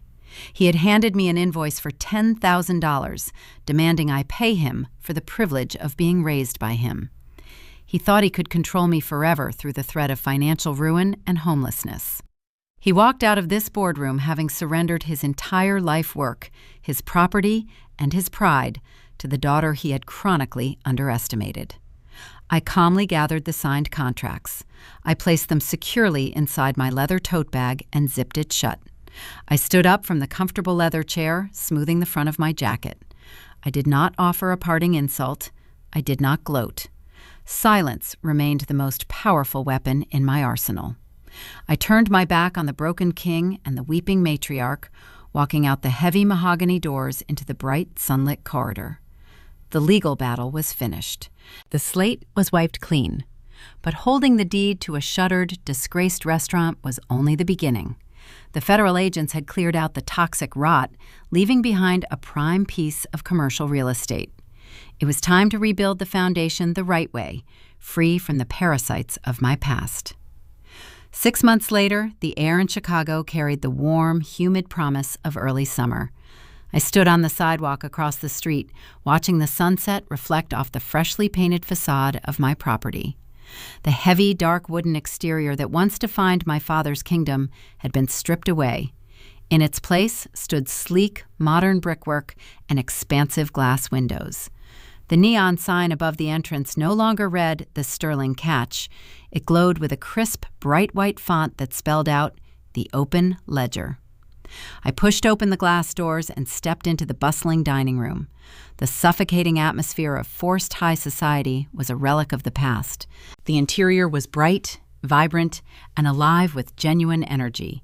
I had remodeled the entire space, replacing the outdated crystal chandeliers with modern industrial lighting and swapping the stuffy booths for open, communal seating.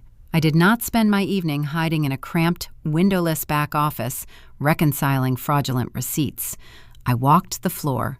I greeted regular patrons, checked in with the host stand, and watched the digital point-of-sale system operate with flawless precision. Marcus was still running the kitchen, but he was no longer a stressed, overworked chef, terrified of my father's unpredictable temper. During the transition of ownership, I tore up his old employment contract.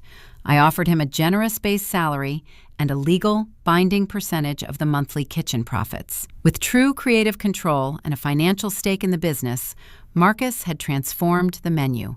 We discarded the overpriced frozen sea bass Richard used to push and sourced fresh, sustainable ingredients from local farmers. Sarah was back as well. She had quit her job at the clinic to become my front-of-house manager. She earned a thriving, legal wage with full medical benefits. The staff under her guidance moved with confidence. There were no hushed whispers of stolen tips. There was no fear of a toxic boss throwing staplers at the wall. The Open Ledger was a machine built on transparency, respect, and rigorous legal compliance. As I reviewed the seating chart on a sleek digital tablet, a young couple walked through the front doors. They were laughing, brushing the light summer rain off their jackets. The man approached the host stand and gave his name for a 7 o'clock reservation. He mentioned they had just taken a rather uncomfortable rideshare from the downtown district. The man chuckled, telling Sarah that their driver had been in a foul mood the entire trip. He described the driver as a young guy in a faded designer hoodie who spent the 20-minute ride complaining about how the city elite had ruined his life. The driver had dropped them off at the curb, looked up at the glowing neon sign of the Open Ledger, and sped away with his tires screeching against the wet pavement. I listened to the description and offered a quiet, knowing smile. I knew exactly who was behind the wheel of that standard economy sedan. When the federal government froze the holding accounts and seized the luxury assets, Brandon lost his entire identity. The imported sports car he loved so dearly was repossessed by the dealership. The bank evicted him from the downtown condominium because Richard could no longer pay the exorbitant monthly lease. Without a college degree, without any actual marketable skills, and permanently cut off from the illicit funds that fueled his crypto entrepreneur persona, Brandon was forced to enter the real world. He had to sell his collection of expensive watches and designer shoes on internet auction sites just to afford a security deposit on a tiny studio apartment in a rough neighborhood. Now, the former golden child spent 12 hours a day fighting downtown traffic, driving strangers to expensive restaurants he could no longer afford to enter. The universe had a poetic way of correcting unearned arrogance, but Brandon's fall from grace was a gentle landing compared to the reality Richard and Brenda woke up to every single morning.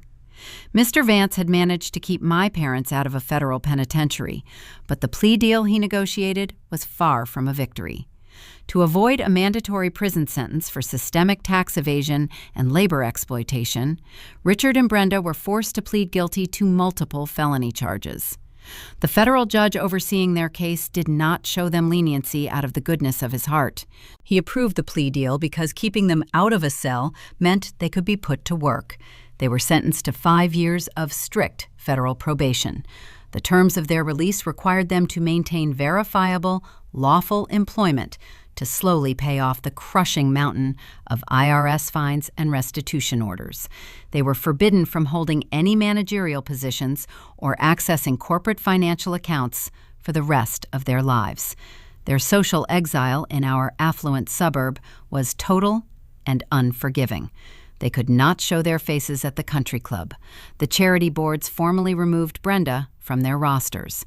Unable to afford the mortgage, the bank foreclosed on their sprawling home, forcing them to rent a cramped, two-bedroom apartment in a decaying strip mall complex on the far edge of the county limit. Their new reality was defined by harsh fluorescent lights and grueling manual labor. Last Tuesday, Sarah had stopped at a massive discount retail chain to buy bulk cleaning supplies for the restaurant. She returned to the open ledger with a profound story. She had walked down the clearance aisle and spotted Brenda. My mother, the woman who used to judge the working class from behind a glass of vintage wine, was wearing a cheap, scratchy blue polyester uniform vest. She was on her knees, scrubbing a spilled bottle of cheap laundry detergent off the linoleum floor. Her signature manicured nails were chipped and ruined.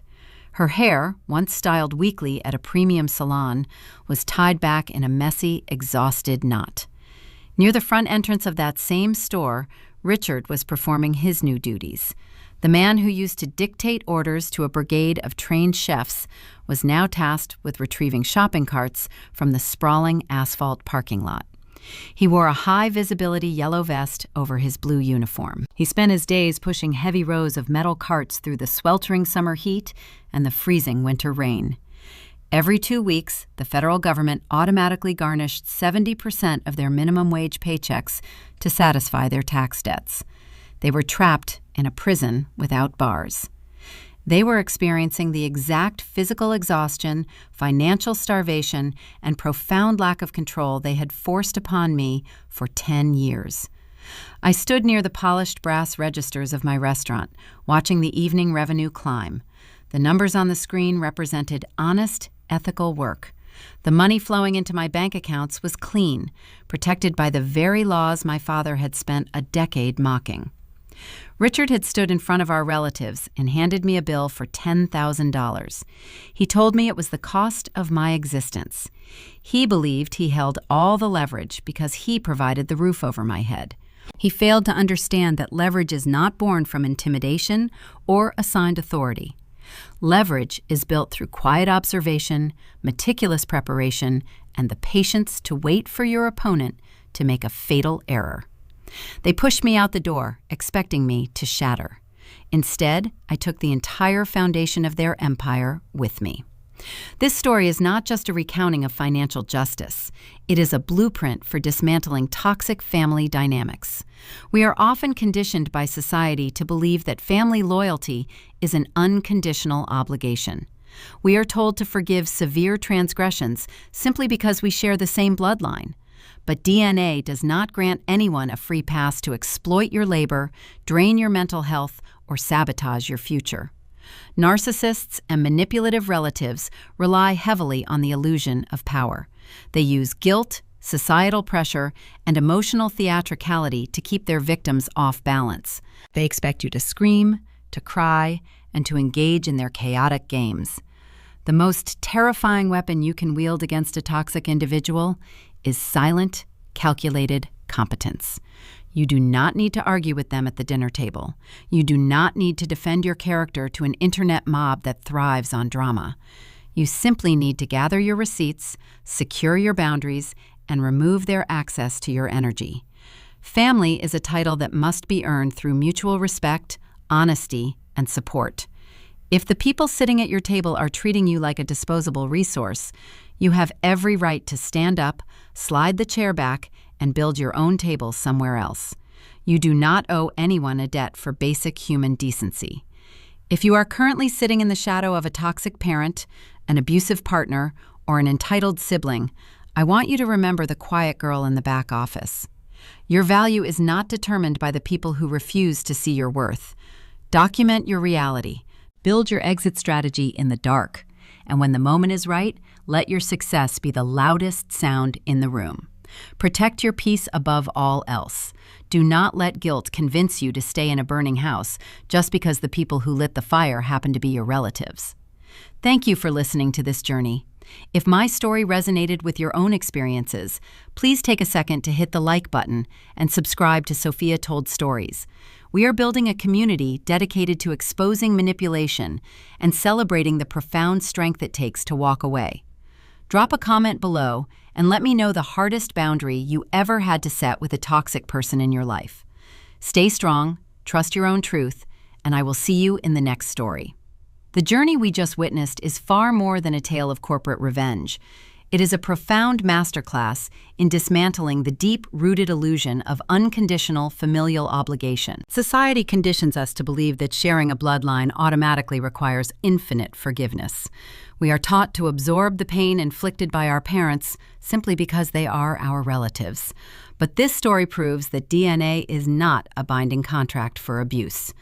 When the people who are supposed to protect you decide to exploit your labor and manipulate your future for their own comfort, they forfeit the title of family. Elizabeth shed a parasitic weight that had been holding her back since childhood. Narcissistic individuals thrive on a very specific type of psychological warfare.